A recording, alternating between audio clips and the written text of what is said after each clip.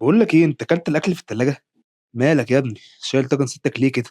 يا عم مفيش، كل ما ابدا بالك بزيد دهون بشكل كبير قوي، بتقفل من مرحله البلك اصلا. طب انت ماسك دايت؟ دايت؟ اه اصلا.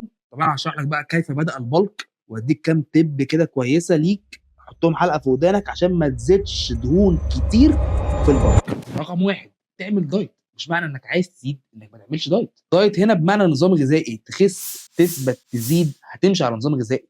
مش معنى انك بتبلك او بتضخم انك تاكل من الزباله، جانك فود. اتنين، ما تعملش زياده في السعرات كبيره قوي في البدايه لحد ما تفهم طبيعه جسمك ماشيه ازاي، لان في نوع اجسام بيقبل عدد سعرات قليل وبيزيد عليه حبه حلوين.